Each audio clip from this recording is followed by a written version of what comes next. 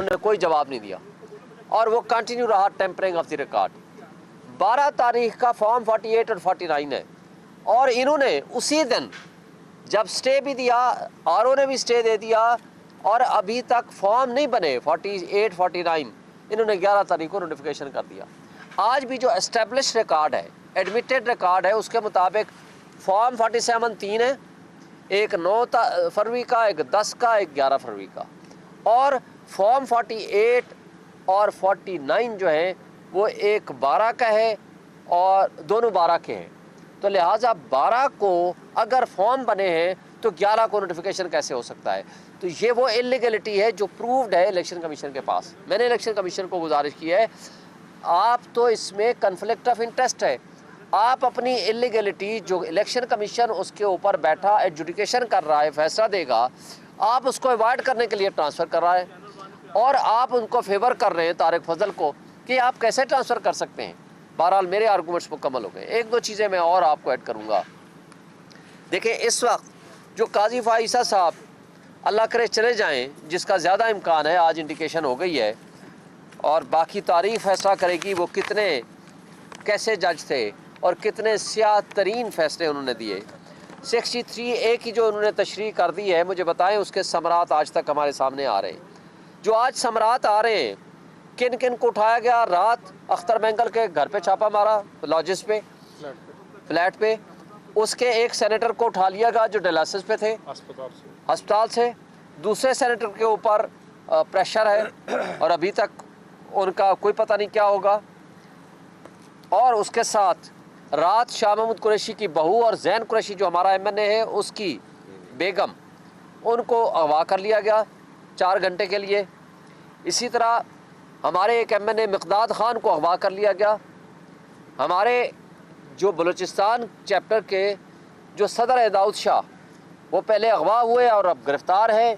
दोनों चीज़ें, कभी अगवा हो जाते हैं, कभी गिरफ़्तार, उनको कर लिया गया। इसी तरह चौधरी इम्तियाज़, जिसका सगा भाई हाजी इम्तियाज़ MNA है, यहाँ F74 में उसके घर पे छापा मारा, उसके मुलाजमीन को स्त्रियों से जलाया, उन पर तशद्दुद किया, उनकी बेगम के साथ हरासमेंट की और उन्होंने उसकी एप्लीकेशन थाना कोसार में दे दी है। और उसके अलावा रियाज फतियानिया के बेटे जो कि MP है, उसको उठा लिया कि जी अपने बाप को बुलाओ, हमें वोट दे। हमारा फोकल पर्सन है इंतज़ार पंजोता इमरान खान साहब का वकील, उसको इस्लामाबाद से आज से 8 दिन पहले अगवा कर लिया, जिसका अभी कोई पता नहीं है। तो मैं सवाल ये करता हूँ चीफ जस्टिस काजी फाइसा साहब से कि अगर आपने आर्टिकल 63A की तशरीह वक्त से पहले करनी थी और अपने लिए राह हमवार और मुतय्यन करानी थी कि आपको, ताकि चीफ फेडरल कोर्ट का चीफ जस्टिस बना सकें, तो फिर ये जो कुछ हो रहे हैं इनके ऊपर भी फिर सुओ मोटो नोटिस ले लें। यानी आपको सुओ मोटो नोटिस लेने का अख्तियार तो अभी तक मौजूद है ना, तो आप ले किस तरह आईनी तरामीम करने जा रहे हैं? तो आप खामोश किस लिए हैं? तारीख़ आपको कभी माफ़ नहीं करेगी। उसके बाद ऐसी कौन सी आईनी तरमीम है जो ये कठपुतली करने जा रहे हैं? इनको अख्तियार नहीं है 3 वजूहात पे। एक ये कि ये इलेजिटिमेट असम्बली है, ये हारे हुए लोग हैं आपके सामने, और ये हारे हुए लोग अभी वहाँ आईनी बैठ के तरमीम कर रहे हैं कि जी पब्लिक के मैंडेट के ऊपर हम लोगों के बुनियादी इंसानी हुकूक मुअत्तल कर लें, इनको हक नहीं है। दूसरी बात, नेशनल असम्बली की मखसूस नशिस्तों का फ़ैसला अभी तक इम्प्लीमेंट नहीं हुआ, वो इलेक्शन कमीशन उसके ऊपर बैठा हुआ है, तो लिहाजा नेशनल असम्बली अभी इनकम्प्लीट है। तीसरी बात, एक फेडरेटिंग यूनिट है सेनेट, जो कि KP उसका अभी इलेक्शन नहीं हुआ, इन्होंने पोस्टपोन किए हुए हैं। जब KP का इलेक्शन ही नहीं हुआ तो सेनेट इनकम्प्लीट है, वो कैसे आप इलेक्शन कर सकते हो? तो लिहाजा इस लिहाज से आईनी तरामीम इस प्रेजेंट स्टेज पे उसकी कोई कानूनी हैसियत नहीं है। और ऐसी जमहूरियत और ऐसा इसका चेहरा जो इस इलेक्शन कमीशन ने बिगाड़ दिया है, आज जमहूरियत को दफन कर दिया है, इन कठपुतलियों ने। सपोर्ट किसकी मिली है? इलेक्शन कमीशन ने, करप्ट ब्यूरोक्रेसी ने और काजी फाइसा साहब ने। और इस ज़रिए से इन्होंने जमहूरियत का चेहरा दागदार कर दिया। और जो इसके अंदर कानून और आइन की वायलेशन जिस तरह हो रही है, वो सब आपकी आंखों के सामने है। और आज जो पोजीशन है इस वक्त मैं आपको कहना चाहता हूँ कि काजी फ़ाइसा साहब के लिए है कि कुरान मजीद के अल्फाज हैं, व तो इज़्ज़ो मन तशा व तो ज़िल्लो मन तशा बेयाद कल खैर इन्नका अला कुल्लि शैइन क़दीर। आज जेल में बैठने वाला एक शख्स इमरान खान सबसे ज़्यादा बाइज़्ज़त है, इसलिए कि पूरी दुनिया में मुसलमान उसको अपना हीरो समझते हैं और बहुत सारे पाकिस्तानी अपनी जानें उनके लिए कुर्बान करने को तैयार हैं। और एक शख्स जो सबसे ज़्यादा बाइज़्ज़त कुर्सी पर बैठा है काजी फ़ाइसा साहब, वहाँ एक आम आदमी डोनट्स पे खड़े होकर भी उसको जो कहता है वो आपके सामने है। लिहाजा इज़्ज़त ज़िल्लत अल्लाह के हाथ में होती है, किरदार उसका तयन और फैसले करते हैं। और उसके बाद आखिर में सवाल ये करता हूँ कि क्या चाहती है ये हमारी मुक़न्नना सो काट जो बैठी हुई है, ये इंतज़ामिया या मुक़्तदरा, इस मुल्क को कहाँ लेके जाना चाहती है? वो कठपुतली जो डाका ज़नी के ज़रिए वजूद में आने वाली जिसकी हुकूमत है मरीम नवाज़, जो कि आज दहशतगर्द बनी हुई है, बच्चों के ऊपर जुल्म कर रही है, और उसका चेहरा आपके सामने दागदार चेहरा सामने आ चुका है। और उसके साथ वो सिंध का भुट्टो, वो सिंध के जमहूरी अपने आप को कहने वाले, जिस तरह सिविल सोसाइटी के साथ ख़वातीन को उठाया, तशद्दुद किया, ज़्यादती की, उनको जेलों में बंद किया, ये बदनुमा दाग उनका सारी ज़िंदगी पीछा करेगा। ना वहाँ जमहूरियत है, ना पंजाब में जमहूरियत है। इस मुल्क में जमहूरियत दफन हो चुकी है। इस मुल्क में बुनियादी इंसानी हुकूक आपके मुअत्तल हो चुके हैं। और इस वक्त जो आइन में लिखे हुए चंद हुकूक मौजूद भी हैं, वो ये इंसाफ के निज़ाम पे हमला आवर होकर आइन को तरमीम करके आपके, मेरे और सब के हुकूक वापस लेना चाहते हैं, जो कि ये जुल्म है। हम इसके ख़िलाफ़ पूरी तरह जिहाद करेंगे। सर, आज आपने एक, अगर आपकी इजाज़त तो, आपने दलाइल में कहा कि आपका जो बुनियादी फरीक है वो ROA NA47 का, जिसके ऊपर आपको एतराज़ है, उसके ज़रिए डाकाज़नी की गई और डॉक्टर तारिक फजल चौधरी, तो इलेक्शन कमीशन ने कहा कि आप उसको बतौर पार्टी नहीं बना सकते, और आपने कहा कि एक दरख्वास्त में उनको बनाया गया, एतराज़ हुआ। सर, ये मामला क्या है, मुबम है? थोड़ा सा इस पर देखें, जब आप किसी के ऊपर इल्ज़ाम लगाते हैं, सेटल्ड लॉ है, आप उसको पार्टी बनाएंगे। जिसने जुर्म किया है तारिक फजल और RO ने, और जो प्रोटेक्शन दी है इलेक्शन कमीशन ने, ये तीनों पार्टीज़ हैं, तो उनको हमने पार्टीज बनाया हुआ है। इन्होंने उसमें जवाब मांग लिया।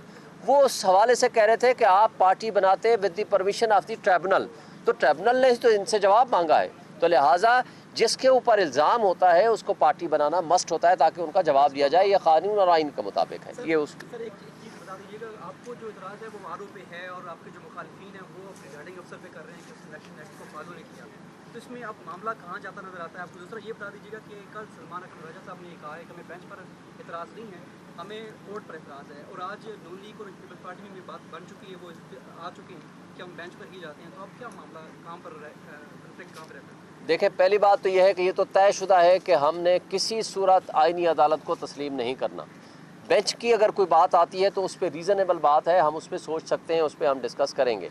अगर बेंच पे आ जाएंगे तो उस हवाले से बातचीत हो सकती है, उसमें कोई दूसरी राय नहीं है। तो अब लेकिन बेंच कौन सा होगा, 5 सीनियर मोस्ट 5 जजेज़ होंगे या 7 जजेज़ होंगे, उस हद तक हमारी बात हो सकती है, उसमें कोई दूसरी राय नहीं है।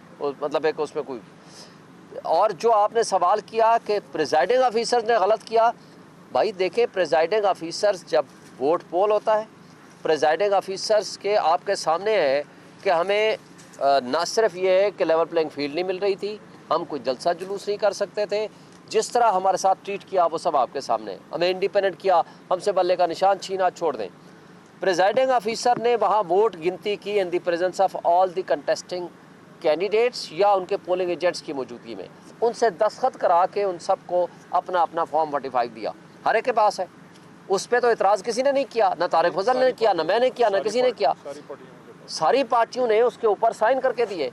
लेकिन रात को जब इन्होंने 2 नंबरी की फ्रॉडुलेंट किस्म के फॉर्म 45 बनाए, जो कि ये कहते हैं कि नहीं ये प्रेजाइडिंग अफसर ने हमें दिए हैं, उनके दस्तखत भी नहीं, उनके अंगूठे भी नहीं, जाली बना दिए, वही तो हम कहते हैं ले आओ, आपके पास जो फॉर्म 45 है वो ओरिजिनल ले आओ। वो क्यों नहीं लाते? वो इसलिए नहीं लाते कि वो फ्रॉड है, जब उसका वेरिफिकेशन होगा वो जेल जाएंगे, वो यही इसलिए वो नहीं लाना चाहते। मेरे केस में ऐसा किया, खवातीन 2 सफ़े थे उसके, एक साइड पे खवातीन के अंगूठे लगा दिए 2 नंबर, एक साइड पे उसी पेज के दूसरी साइड पे मेल साइड के सेक्शन के अंगूठे और निशान लगा दिए। जब इंसान कोई बेईमानी करता है, चोरी करता है ना, कोई अपना निशान वो छोड़ जाता है। तो हमारे पास तो इतनी एविडेंस है उनके खिलाफ। तो फॉर्म 45 है तो ले आओ ना, हम कब कहते हैं नहीं लाओ, लाएं, पेश करें, आज तक नहीं लाए। हमने तो पहले दिन पेश कर दिए ना, हमने पूरी पब्लिक को दे दिए, आपके मीडिया को दे दिए, सहाफ़ियों को दे दिए। आपके पास लेकर आया था कि जी ये है मेरे पास, ना आज तक अदालत में दिए, ना आज तक आपके किसी मीडिया पर्सन को दिए। वही दूसरी पार्टियों के पीछे तारीख लबैक के आपके सारे। और फिर एक बात और देखें, मेरे साथ सिर्फ मेरे नहीं थे, मेरे साथ तहरीक लबैक थी, उसने आके अपने फॉर्म दे दिए, उसके वही हैं जो मेरे हैं। हमारे साथ मुकाबले में मुस्तफ़ा नवाज़ खोकर साहब थे, उसने भी वही आके दे दिए, जो मेरे थे वही उनके हैं। फिर हमारे साथ जमात इस्लामी थी, उसने ला करके दे दिए, सबको कहा, उसने प्रेस कॉन्फ्रेंस भी की, हमारे जो हैं वो वही हैं। तो हम अकेले तो नहीं थे, 34 कैंडिडेट थे, बाकियों का क्यों नहीं आपने वेरीफाई करा? आपके खिलाफ जो फैसला है इलेक्शन कमीशन आपके खिलाफ सुप्रीम कोर्ट ने आपसे बल्ले का निशान ले लिया, तो आप क्या समझते हैं पीटीआई को इंसाफ सुप्रीम कोर्ट से मिलेगा या फिर सड़कों पे जब आप एहतजाज करते हैं, एहतजाज करके आपको इंसाफ मिल सकता है? देखें, हम पाकिस्तान के तमाम अदालतों से इंसाफ की तवक्को रखते हैं, लेकिन जो जज बेईमानी करेगा, नाइंसाफ़ी करेगा, उसका एहतसाब होगा इस दुनिया में भी, अगले जहान भी। वो बेईमानी करेगा तो ना वो यहाँ पुरसकून रह सकेगा अपने ज़मीर में, ना वो अगले जहान उसको हिसाब उसका भी देना पड़ेगा। लेकिन हम हमेशा कानून और आइन के दायरे में रहते हुए एहतजाज भी करेंगे, असम्बलियों में भी एहतजाज करेंगे और उसके अलावा अदालतों में भी जाएंगे। ये हमारा बुनियादी इंसानी हक़ है। अच्छा सर, ये बताइएगा, अभी आपने बताया इमरान को डराया धमकाया जा रहा है, फिर नैब किया जा रहा है, सर कोई अदाद-ओ-शुमार है आपके पास, कितनों पर प्रेशर है, बातचीत चल रही होगी, हो रही होगी कि ये इनके रडार पर है? हर एक के ऊपर प्रेशर है। शफकत अवान ने कहा 50 करोड़ की ऑफ़र हुई, एक और मेंबर को 50 करोड़ की हुई, फिर 70 करोड़ की हुई, फिर 1 अरब की हुई, 1 अरब 5 करोड़ की हुई। दूसरे अख्तर, अच्छा हमें पीटीआई को फॉर द टाइम बिंग छोड़ दें भाई, अख्तर मैंगल की आप पोस्ट पढ़ लेना कल की, उसके घर पे रात क्यों छापा मारा? उसके सेनेटर को हॉस्पिटल से उठा के ले गए। आप इस मुल्क को कहाँ लेके जाना चाहते हैं? मैं एक बात बता दूं, आज जो मकबूजा कश्मीर की सूरत हाल है उससे बदतर आपने पाकिस्तान की सूरत हाल कर दी है। यार, इस मुल्क में 25 करोड़ आवाम को रहने का हक दो, जीने का हक दो। नौजवानों को आप वहाँ कत्ल कर रहे हो पंजाब में, और नौजवानों के साथ, यंगस्टर्स के साथ जुल्म और तशद्दुद और बर्बरियत का माहौल कायम कर रहे हो। लोग यहाँ से पैसा लेके मुल्क छोड़ के भाग रहे हैं, ब्रेन ड्रेन हो रही है। यहाँ का नौजवान जो पढ़ा लिखा नौजवान है वो किसी न किसी तरीके से मुल्क छोड़ के भाग रहा है। इस मुल्क में मुल्क के लोगों को खुदा के लिए रहने दें, जिंदा रहने दें। पंजाब कॉलेज के तुलबा को गिरफ्तार किया जा रहा है पिंडी में, इस्लामाबाद में, आपकी वकला बरादरी क्या उन तुलबा का साथ देगी? हम जिस तरह से आप देख रहे हैं लाहौर में ये वाकया हुआ है, तमाम तुलबा सड़कों पे है, तो क्या वकला बरादरी बच्चों के साथ जाती नजर आ रही है? हम वकला के साथ, वकला हम खड़े हुए हैं बच्चों के साथ। आज भी हमारा जो एहतजाज था पिंडी में, वकला भी उन एहतजाज में शामिल हुए।